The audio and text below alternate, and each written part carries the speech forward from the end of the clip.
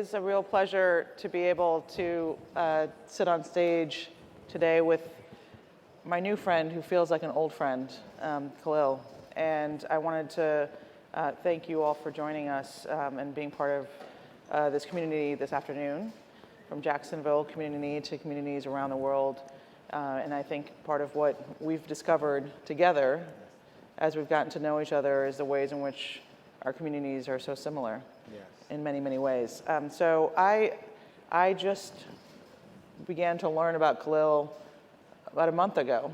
And as I spoke with him and we learned about each other, there were a couple of things that I have to believe are somehow remarkable or there's some other magic going on, because Khalil spent 20 years of his life in Norfolk, in Massachusetts, in prison there. And 2 years ago, I made a journey with a number of students from MIT to Norfolk. And I was part of a class with 10 students from MIT, 10 students from Norfolk, and we talked about segregation, and we talked about communism and many other things. And what I realized is from those spaces to South Africa, where both of us have spent some time and where we have part of our hearts lie, that how much we've shared soil. So I come now on stage with someone with whom I've shared soil and spirit in lots of important ways. And so I wanted to take you back for a moment to Norfolk, and I wanted you to describe that space where we shared soil and that classroom and the histories of it and where you stood there and how you emerged from there. Well, first of all, I'd just like to say it's been a joy getting to know you, Anurima. You have a very deep and thoughtful spirit, and it's allowed me to feel connected, to recognize that in this conversation, we're really revealing ourselves. We're being transparent about who we are. And I think the most important place for any of us to start in our journey is to be as authentic as we possibly can be. Typically, when we talk about prison, people think of jail cells. They think of corrections. My work with respect to prison starts with a very simple statement. Prison is a metaphor for self-imposed limitations. And the majority of people who actually are in prison, in the context that I'm talking about, will never see the inside of a jail, because we engage in socially sanctioned self-imposed limitations. We walk into rooms, and for no other reason than the zip code that we have, we make assumptions about other people.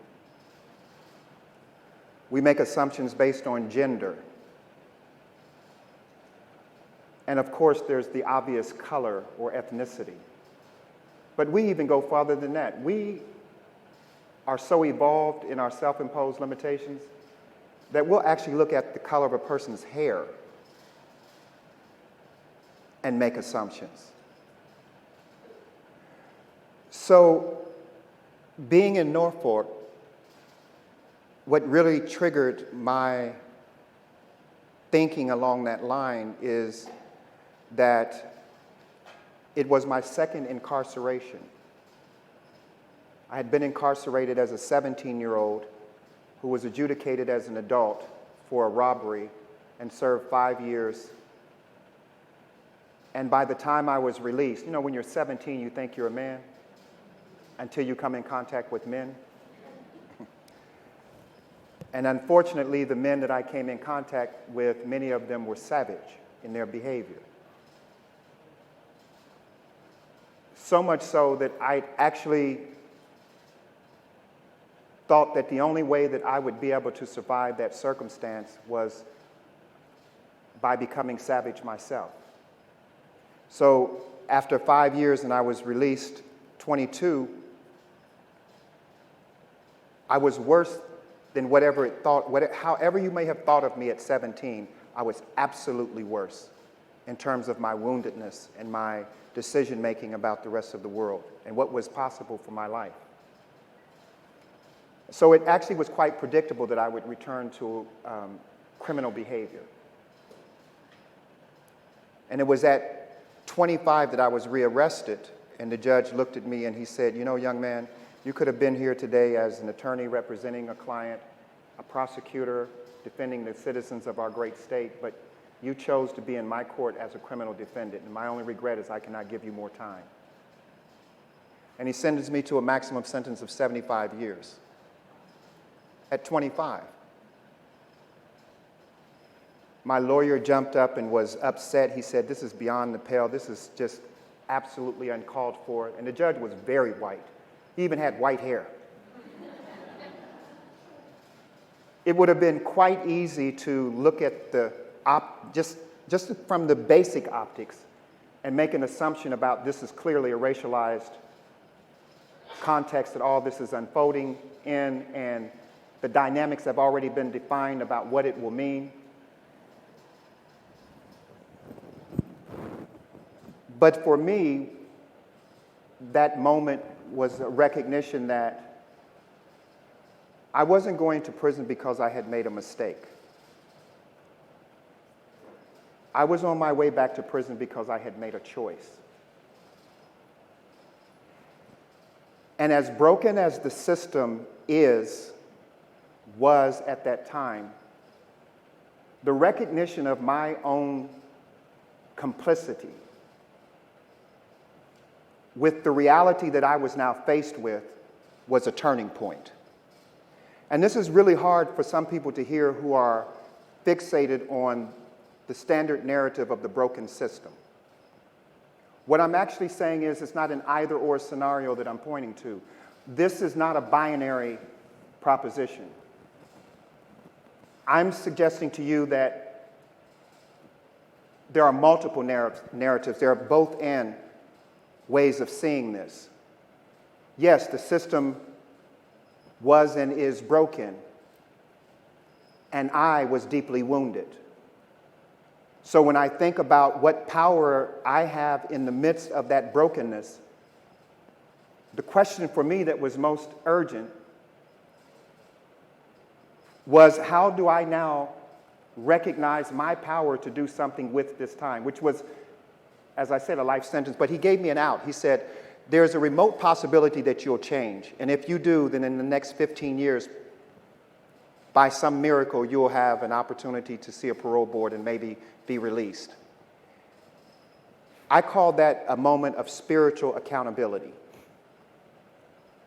It was very simple for me. It was not about what had been done to me. It was now about how I would respond and how I would handle the challenge I'm faced with. So getting to Norfolk, I realized that I actually had been incarcerated before I was ever arrested, long before I was arrested. I had already been incarcerated. Imagine you get to the worst circumstance of your life, the thing that is most tragic that you would pray never happens, and you discover there were red flags all along the way that were giving you heads up that this is where you're headed.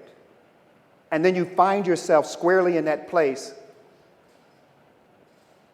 and everyone around you is saying, yeah, but it's not your fault. You made a mistake.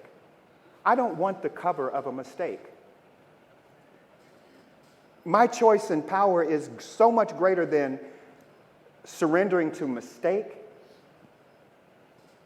that I recognize, here's what I'm going to do with it. So I looked at the judge and I thought, this is an amazing challenge. It's an incredible challenge. And so I picked it up, I picked that challenge up, and I said, I don't know if I'm going to survive this circumstance, but what I do want to do is make sure that the narrative for the rest of my journey here is transformational. So I want to ask you about the long walk to freedom. And as you know, I'm phrasing it as a long walk to freedom for a very particular reason. Yes. In your long walk to freedom, you just talked about the red flags that are along the way. I want you to talk a little bit about what the guidepost could have been. And when it is that you feel like you were able to find freedom, and what was that freedom from? So, when I talk about prison, there's state-imposed sanctions that defines most of what we think about when we hear the word prison. And there's self-imposed limitations. And these two are inextricably linked. Freedom, for me, was very much informed by my understanding of a brilliant gentleman's work by the name of Viktor Frankl in Man's Search for Meaning. He makes the case that everything can be taken from us, everything, except one last freedom that's actually existential. And he says that freedom is our ability to decide how we will not just respond to what we're faced with, but actually give purpose and meaning to what the journey is that you are on. So I discovered freedom viscerally. I recognize, in terms of a goalpost, there were two principles that guided my time in prison at that point in terms of the journey of my awakening. One, because I had seen such savage behavior over the course of my incarceration, I would say to guys, don't break the rules. Principle number one, don't break the rules. And I was always taken to task on this because the guys would look at me and say, Osiris, you were the biggest rule breaker of all, and now you want to tell us don't break the rules. I said, yeah, think about it. What are the rules? Don't rape anyone. Don't stab anyone. Don't kill anyone. I said, do you actually believe that we need rules like that to govern us? I said, those rules are based on an assumption that we will be savages. That we are, not actually will be, but that we are savages. So we don't break the rules because we operate from a place of authentic dignity. Number two, because it's important to define what you're for in order to give meaning to your life. Turn the cell into a classroom and the prison to a university.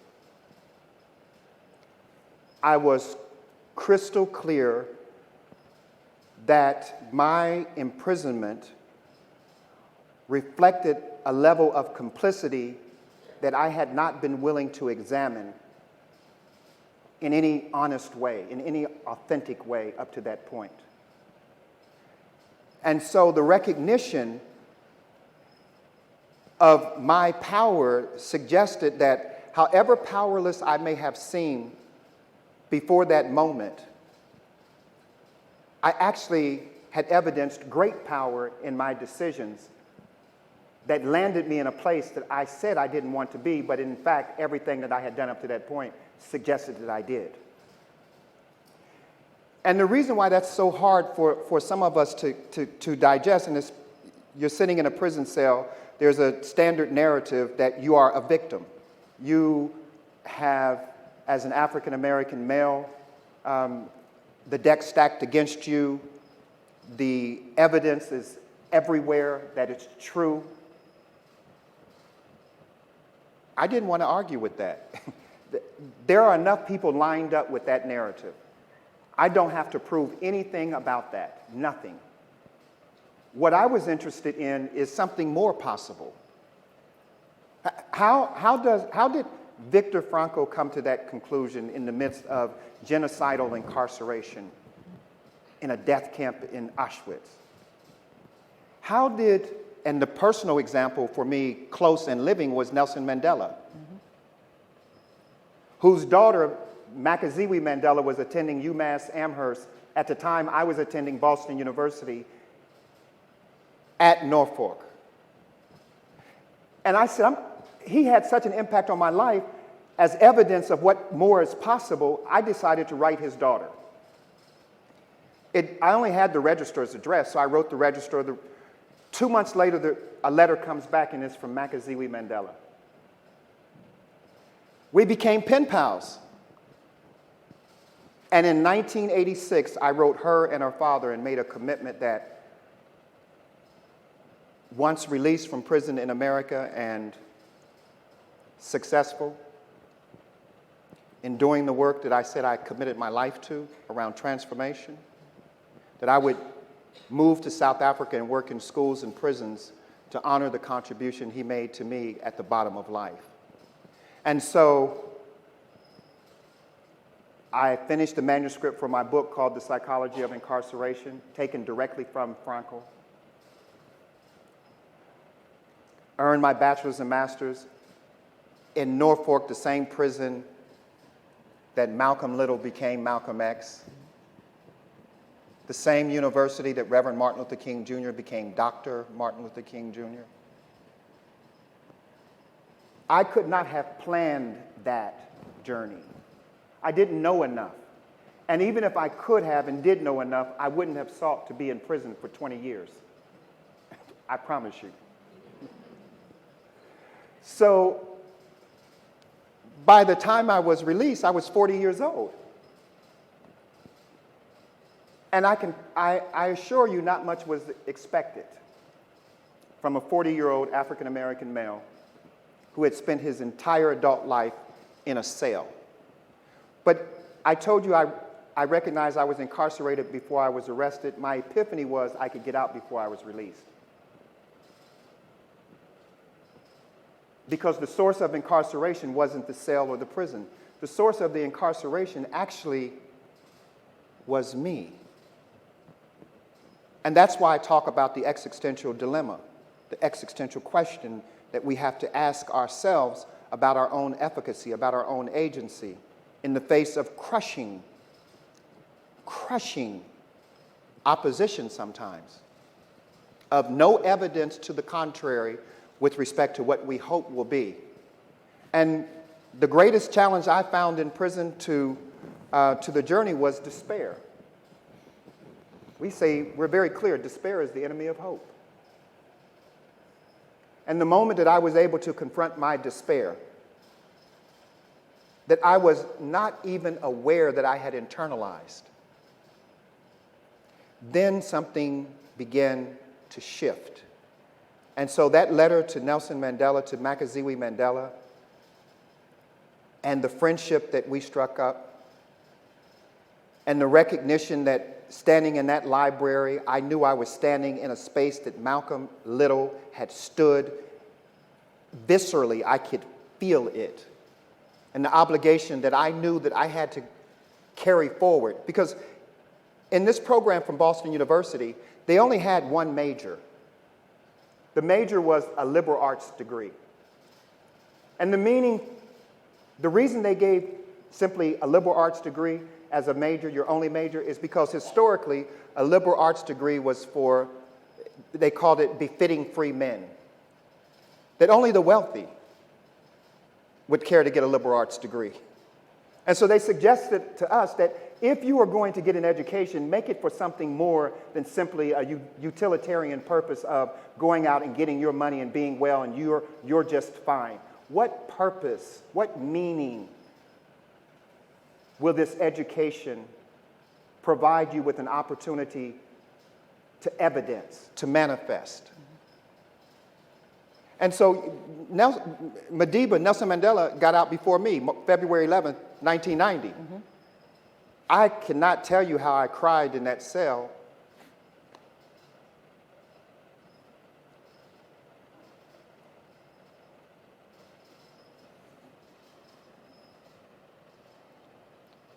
It was evidence. It was what Franco said. No matter how many people died in despair, every time one individual, one person dared to live with authentic dignity, it proved the entire system wrong. So I'm not a person who lines up on the side of woe is me. The system is so powerful. I am more powerful than what can be done to me. That was my epiphany. Frankl talked about that the greatest trauma is when we don't have agency. Yes. And you described the way in which you found agency in a journey until you were 40 years old. And I want to ask specifically about what it meant to be able to have an education, a liberal arts education or otherwise, right? To have an opportunity to have an education, and how that played a role in your, in opening up a door for you to believe that you had agency and you had power. Nelson Mandela said, education is the most powerful weapon which we have to change the world. He was absolutely correct. I would take it a step farther, and also to transform ourselves. I cannot overstate the importance of education in my personal journey. And I'm not even talking about simply the education of the four walls of Boston University within the prison system. My mentors, the average mentor, average sentence for the mentors who helped to shape my life and move me along my journey, their sentence was life, life. Their minimum was life and their maximum was life. It meant they would die in prison. And in the midst of these same men who had been so savage, there were those who were so compassionate, so absolutely giving and unselfish and authentic in their desire for something more to come out of that experience, that they gave their lives to me. They said, young man, you're going to get a chance to get out of this environment. And we see it. Even though you may not see it yet, we see it. And we're going to pour into you everything that we have. Remember us. When you are there, when you arrive, remember us. And they weren't talking about give their name or anything like that. Their point was be transformational. Lean into the space in a way that says, I'm not making an excuse for having been here. I am more powerful for the journey. I don't need someone to say to me, oh, you were only there because you were black. It's fine. If that's your narrative, if that's the story that you need to explain why I'm there, that's your story and you're entitled to it. But I don't have to be bound by your narrative. I'm able to create my own myth. I actually can do that, and that's what Madiba did. That's what Nelson Mandela did. And so that's why 25 years later, I arrived in South Africa. After prison, I walk into a store in Hyde Park in Johannesburg called Woolies. It's like the Whole Foods of South Africa. I walked around the corner and I looked at this woman. I was like, Makaziwi. She didn't know me. We were pen pals. We never physically met. But I knew who she was because there's the Mandela family. I mean, they're royalty. They're in the papers everywhere. I said, Makaziwi. She looked at me as she took a step back because you can imagine they're always approached by someone. She says, yes, and who are you? I said, Khalil. She leaned in. She said, Khalil Osiris from prison in America? I said, the same one, now out. And now free. Now, free evidence manifested. I didn't try to get her phone number. I didn't try to get her address. I didn't do any of those things. 4 other times we met just like that, and she finally looked at me and said, boy, just like that. Boy, what are you doing? Come, I need you to tell me what you're doing here. We went to a restaurant and ate. After I told her about my work in schools and prisons, she said, I need you to come talk to my son and my grandsons. I'm now chief advisor for the Mandela family. Oh. You don't know what's possible until you at least give yourself permission to explore something beyond what you've been told. And not only am I chief advisor for them, in July of this year, July 18th of this year, we're going to hold the first Nelson Mandela International Day event in Jacksonville, Florida, and Dr. Makaziwe Mandela is flying in to be with us in Jacksonville to celebrate something that's historic this year. And my book, A Freedom That Comes From Within, Dumani, her son, who she had me talk with, wrote the foreword. And why did he write the foreword? Because he has suffered with bipolar disorder. And he understood the challenge of this idea about freedom in a visceral way. I could not have planned that. I didn't even know enough to pray for that. And I certainly didn't imagine that. But I was open to the possibility that something more can happen than what I'm used to seeing and what I have seen in front of me. We talked earlier about that exact idea, right? Which is for us to try to imagine that each of us has our own prisons. Each of us has our own prisons, and that we don't actually have to imagine that. We should wander around and recognize that that is true. Yes. And they may be very different, but we all have them. And that in the way in which we have not only self-imposed limitations, but the ways in which, the reason I asked you about when did freedom come, is it is the freedom of the mind from the prisons that we all have, each of us. And I think in that way, there's so much about your journey that is transformative and instructive for all of us in the room. I wanted to ask you about your journey across borders. And in particular, there are many who come out of prison and who come back to communities where just being able to survive, to thrive, to recognize what it would be like to not have to ask for permission, that alone is a life's journey. And there are those who may not be able to be back in the communities that they came from and have to find another place where they can actually feel some degree of freedom. Yes. And then there are many, and actually not many, I think there's few, who like you were able to think about crossing borders, crossing boundaries, to go to another side of the world and to recognize that those in schools and prisons there had something in common with you, and that you could help build a community together that could transform. So I wanted to ask you, I recognize the role that the Mandela family, and particularly Long Walk to Freedom and his own story played in your ability to see light, right? Yes.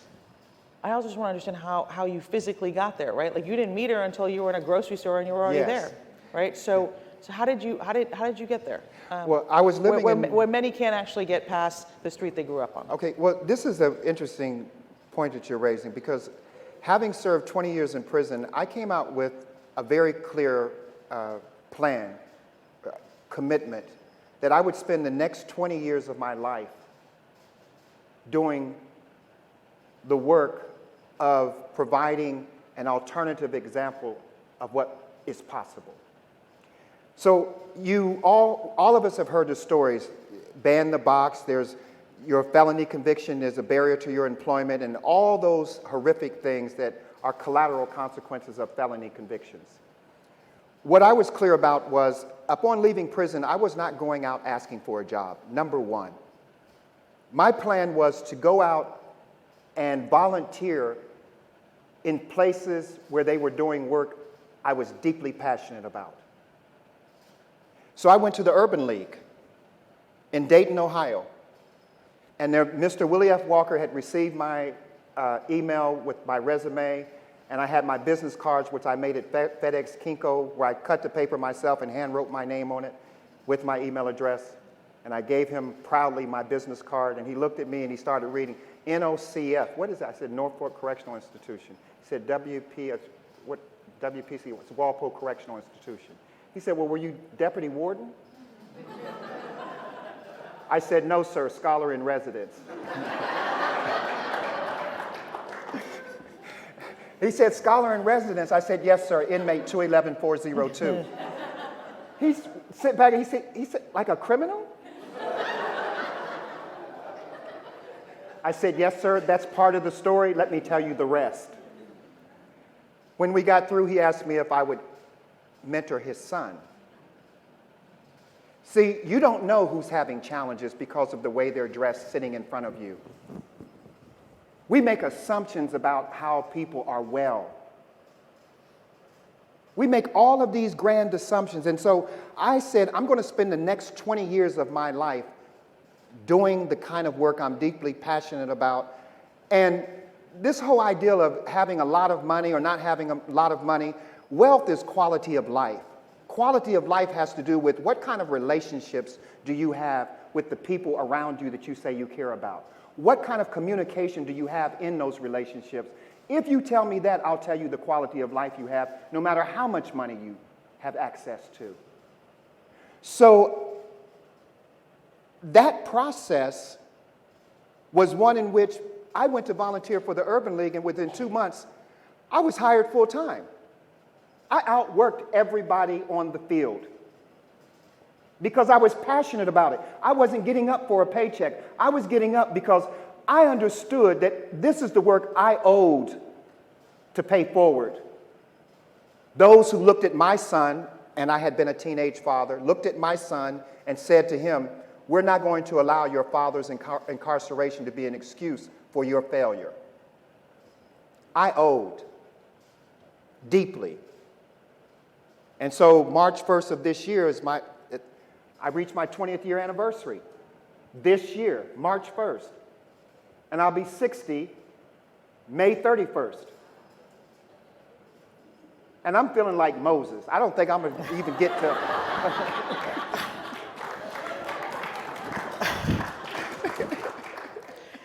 So, yeah. I have a question that I wasn't thinking about until we sat here. And you said at the beginning about at 17 you think you're a man. Yes. Until you meet men. Yes. I thought you were going to say until you meet women. No. So boys lie so much about that. Please.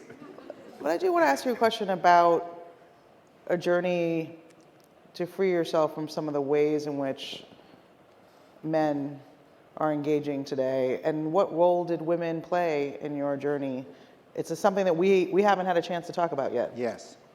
And so if we change that sentence, even though I know that's not the way in which you intended to say it or said it, how would you think about the women in your life in different ways who have allowed you to be at 60 and feel like Moses?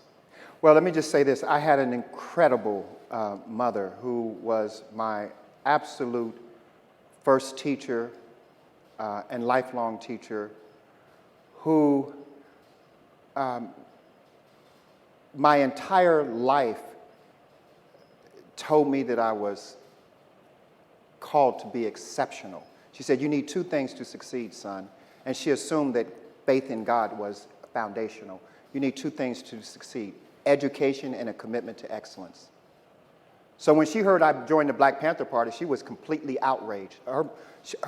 My father's side of the family, they were fine with it. They were all politically active, protesting. That was wonderful. My mother's side were very, very kind of upper income African Americans who, we were black then, I think.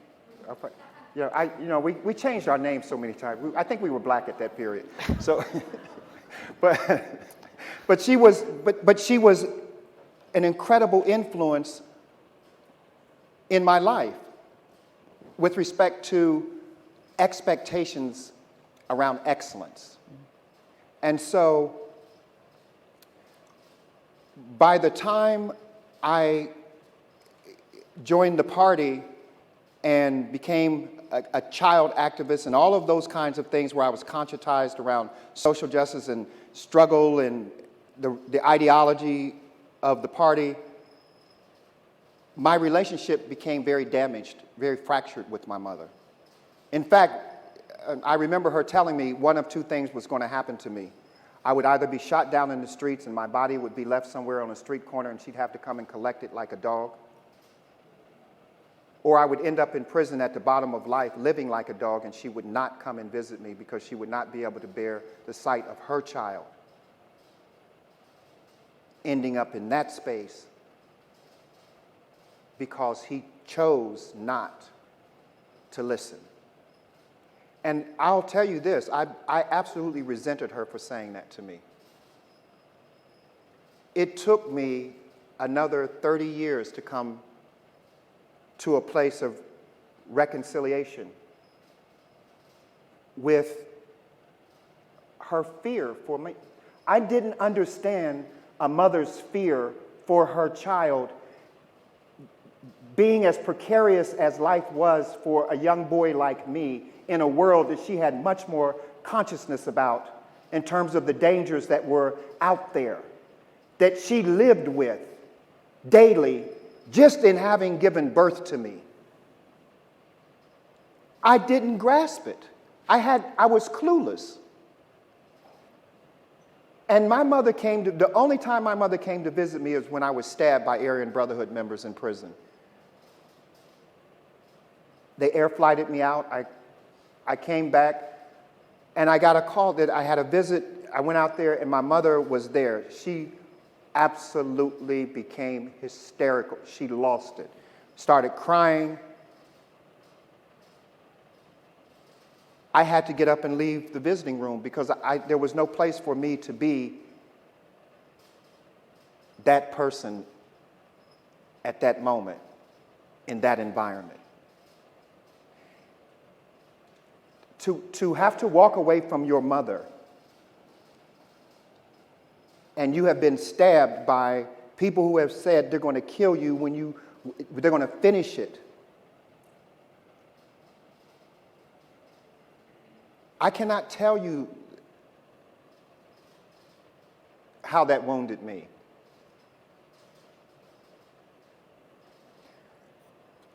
I don't tell most of my stories because I don't want to create secondary trauma. I understand it. So most of the time, I'm able simply to talk about the top level of the experience so as not to damage someone else who has to listen or who chooses to listen. But my mother felt it. One of my greatest joys and accomplishments in my life is that I was able to get out of prison and my mother had an opportunity to see me becoming the human being that she knew she gave birth to. Not the man, the human being that she knew she gave birth to, because she was very clear. You are a dignified human being with a responsibility to be that way with every human being you meet. And I do not accept anything less of that from you. That lesson informs who I am today. So that's my gratitude to my mother. I feel like in many ways you took a journey back to your mother. I did. And to the exceptional human being I'm grateful for that that. she gave birth to. I'm honored for you to even say such a thing. Truly. Let's go back to the childhood and being part of as a child activist, being part of the Black Panther Party. And you talked about your mother's fears. I wanted to get a sense of how you thought about being the raising of consciousness about social injustice, about the way the system is broken in all the ways that we could spend some time talking about, but is not the focus of this conversation. And how did what role did that play for you, right? Was it was it a role of giving you a sense of context and grounding? Was it a role of instilling anger? Was it a role of preparing you for what was to come? How did you think about that consciousness at that time in your life as a child? Well, And what kind of education we should, and how we should think about that kind of education that we're providing? as I said earlier, I was basically kind of the happy-go-lucky, mild-mannered kid who always believed that if there was a conflict, we could negotiate, we could talk about it, we could work things out. I kind of lived in a bubble, if you will. And when the Black Panther Party for Self-Defense came into the community, they had a free school breakfast program where all the kids who were cool wanted to hang out. So of course I wanted to be there. So we had political education, history lessons, karate lessons. I excelled. And I had an opportunity then to be engaged with some organizers. And I remember there was this young girl, I'm saying younger, she was like 19 or so, which for me was like a woman. And I had a crush on her because she was just so beautiful. And she was teaching the political education class, and I remember one day I was excelling in my studies, and she looked at me, she says, you know, you come here, you're excited about being here and everything. She said, what are you doing to make a difference? You come here, you're smart, you answer all the questions, that's fine, but what are you doing to make a difference? And I remember that I actually couldn't answer that question. I gave a glib answer, but I couldn't answer that question authentically. And I went back home, and that question to this day is a question I ask myself. But I determined that I would dedicate my life to making a difference, that whatever I had, whatever gifts, whatever talent, whatever things I thought were exceptional about me, they were only for the purpose of uplifting others. And so the education that I began to get around dialectical materialism and the whole host of other ideological concepts, I didn't have the intellectual maturity as a child to grasp how to use that in a way that was transformational. I just didn't have it. So it was inevitable that something would go amiss. I became increasingly angry. The more that I learned about what was wrong with society, the angrier I became. And the fact that I wasn't doing enough to do something to change it made me feel personally responsible. So my anger turned into delinquency, and my delinquency matriculated into crime. But the wonderful thing is as Emerson said, the only person you're destined to become is the person you decide to be. That's it. Full stop. So tell me who you decide to be, and I'll tell you who you'll become. And on that note, I want to thank you. Thank you. For sharing your journey and for allowing us to take it with us on all of our long walks to freedom. Thank you, Anurima. All right. Thank you.